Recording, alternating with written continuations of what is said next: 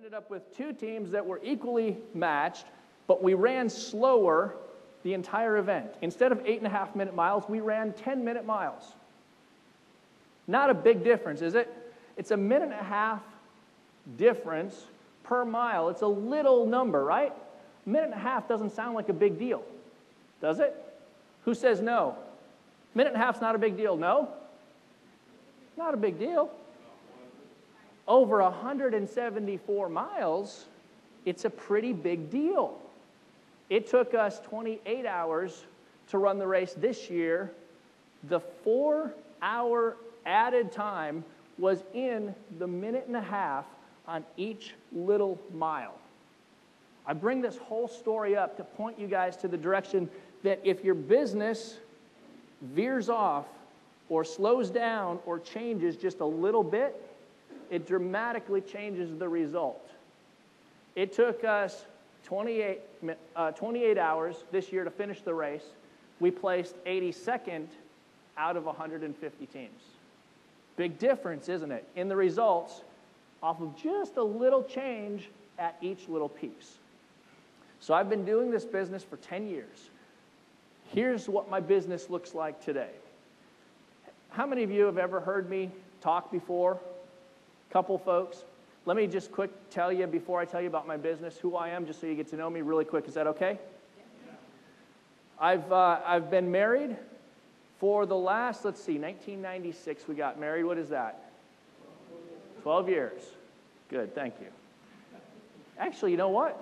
I got married in 1994. Take that off tape, please. I knew 12 didn't sound right. We're going on 14 years this year. Next year will be our 15-year wedding anniversary, my wife and I.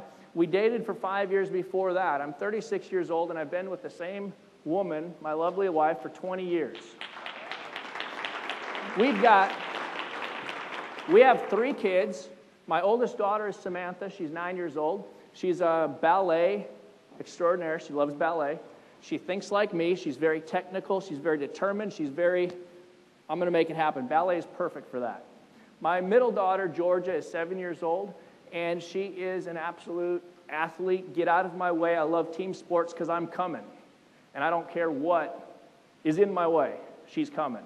Then my son, Nicholas, who's 6, is kind of the class clown. He's just the goofball. He's just all over the place. Those are my 3 kids. And everything that I do in my business and in my life and in everything is for my family and for, giving back. And that's why I'm standing here and why it's a lot of fun. My business looks like this. Are you guys, let me ask you a question. Are you dumb enough to be a real estate investor? Are you dumb enough to be a real estate investor? That's a serious question. It sounds funny, but it's a serious question. Why do I ask it that way? Because real estate investing, guys, is really not complicated. We complicate things because we're humans. Making money in this business is not complicated. Here's what we do. Write this down. This is the realization that I came to over a lot of years of trial and error chasing rabbit trails. This is what my business does. We buy and sell houses, cash or terms.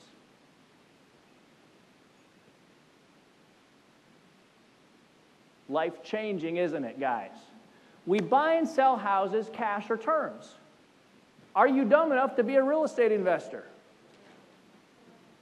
Okay? You've got to simplify everything that you see in your business and in your life and get back to the point of, wow, this is as complicated as it has to get. Now, when we talk about buying cash or terms, here's what I mean.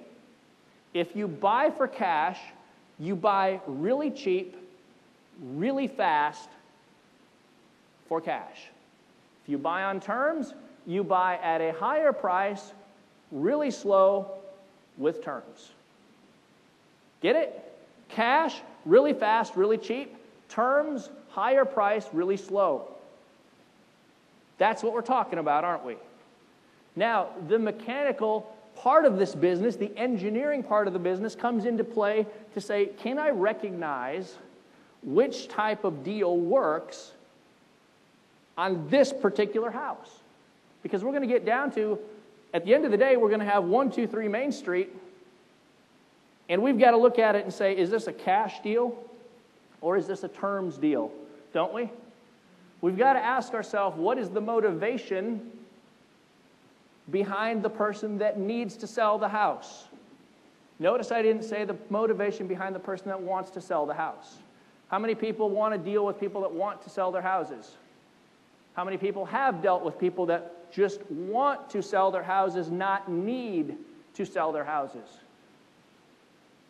You want to deal with people that absolutely need to sell their houses. There's a motivation, there's a reason, there's something that goes into their core that says, this house is a problem in my life.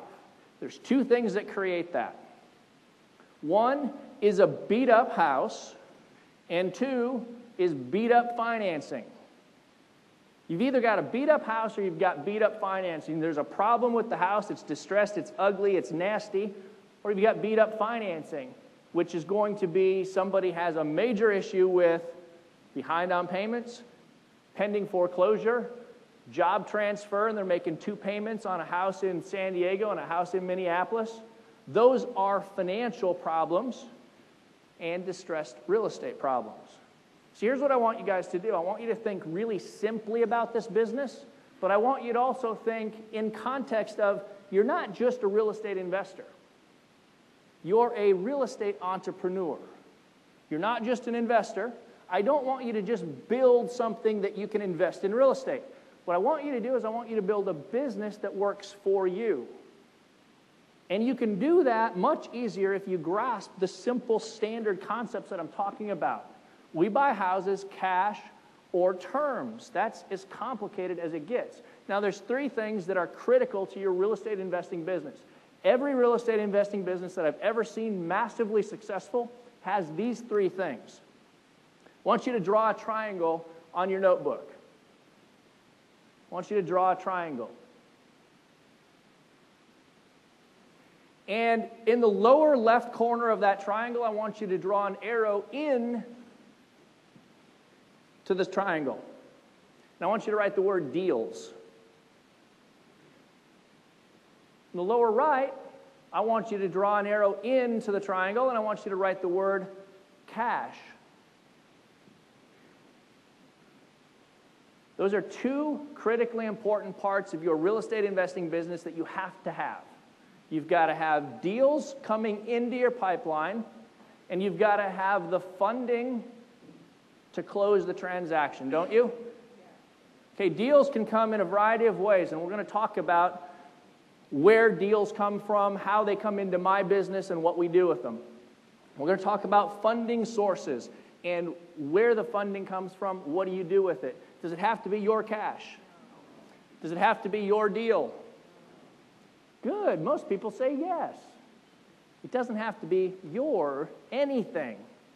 Because don't we still have a peak of the triangle? Don't we still have a peak of the triangle? You know what? I want you to draw an arrow that comes into the peak of the triangle.